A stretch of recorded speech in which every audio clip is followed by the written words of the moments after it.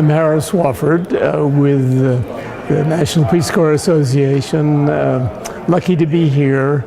It's amazing what the assembled group here and 200,000 Peace Corps volunteers have done. It's also amazing that the plan of President Kennedy and Sergeant Shriver for it to grow to 100,000 a year hasn't succeeded yet. So we still have unfinished business. When I was leaving for Ethiopia, President Kennedy, I was still in the president's staff as assistant for civil rights. 600 volunteers were on the White House lawn being sent forth by President Kennedy in late summer of 1962. And 3 out of them were going to Ethiopia, where I was heading. And on the way back in, President Kennedy turned to me and he said, "You know, this is going to be really serious when it's 100,000 a year. And then in one decade, a million Americans will have had firsthand experience serving in Asia, Africa, as he said it, and then for the first time we'll have a large constituency for a good foreign policy." And just think, 200,000 now, but it would have been 2 million or more. Wow. And what an influence it could have been on our foreign policy in these years. In terms of peace, I suspect if we had 2 million former Peace Corps volunteers, one or more of the recent wars we would not have been in. Tom Taylor, Peace Corps Ethiopia, 1972-74. Taught middle school, English and other topics. We were there during we left the day that the government fell. Karen Taylor, Ethiopia, 1972 to 1974. We were in Agaro and Kaffa in the coffee growing region. We were teaching junior secondary school English, math, science, whatever they asked for. Because we were not at Saba, we were leaving the next day, and we went down to meet some friends at Bunabet, and we ran into some soldiers who were quite hostile till we started speaking Amharic to them, and they lined up and they told us to get back to our Bunabet. And that night the planes came over our Bunabet and attacked the palace. And we were able to get out to the Haile Selassie National Airport, and her name was off the manifest, but it didn't matter because the soldiers came in and took about 15, 20 Ethiopians off, and we had plenty of seats. Yeah, the strike had been sort of rolling along since December. It was our last semester at the school, and there was really no school.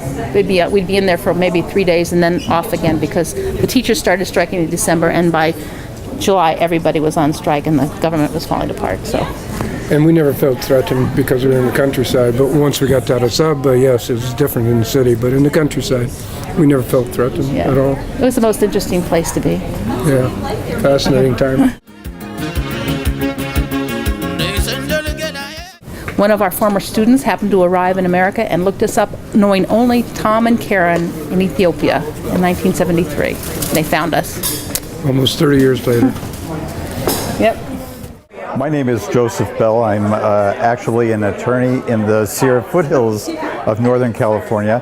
I was a Peace Corps volunteer in 1969 to 71 in north central Ethiopia, where I taught elementary schools, 7th and 8th grade, mostly English, even though I was supposed to be teaching geography and history. And I lived in a small village that had maybe 500 people, except on market days when it became 5,000 people. I went back to Ethiopia last year with a group of 100 other former volunteers, friends, family, and others. And I did not go back to my town, which I had done again anyway in 1995, because now it's a city of 33,000 people. And I just couldn't face the thought of going to that little village and not finding a village or anybody that I could possibly recognize. So I didn't do it. But I had a great trip traveling around the country. So did the other former volunteers, 20 of whom were the original Peace Corps volunteers who went back last September and October 2012 to see a country that is way, way different and yet very much the same as it was in the 60s when we were there. My name's Phil Lilienthal. I was a volunteer in Ethiopia in 1965 to 67, and I was stationed in Addis Ababa.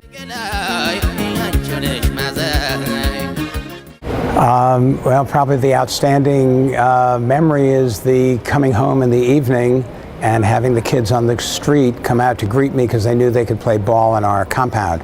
So we'd have a deflated soccer ball around, and they would come out and carry my briefcase and get me back to the house and almost help me get dressed so I could get them into sports. Another outstanding one was that I started a camp while I was there from scratch at the behest of the government. They suggested it, and I had a camping background, and I just said, yeah, I'll give it a try, and it turned out to be a sustainable project that lasted 7 years after I left.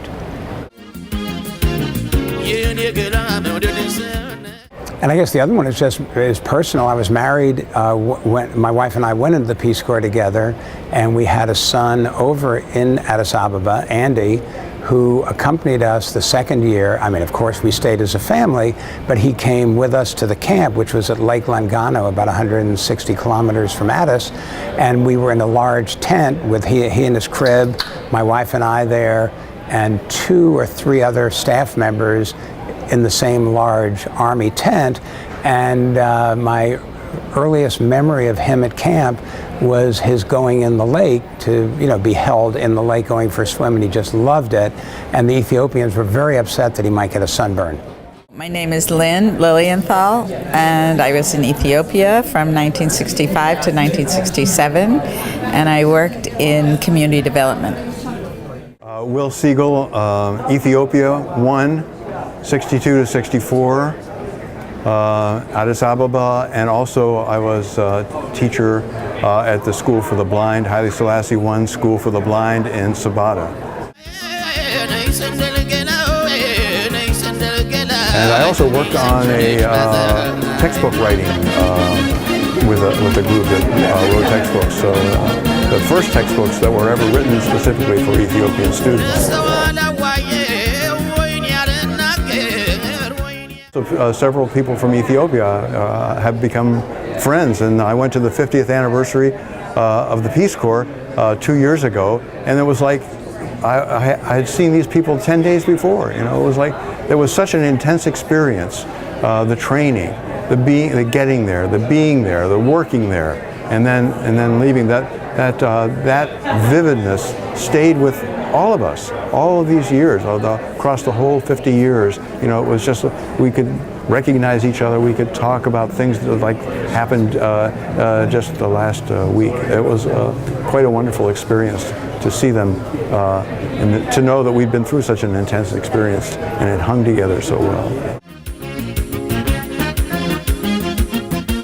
Well, I'm nearly finished with a book called Kennedy in the Land of the Dead, and it's a novel about a returning Peace Corps volunteer. It's not really about, although it begins in Ethiopia, takes place in San Francisco, and it's about the returning volunteer who gets caught up in the turmoil of the 60s, and it's like that.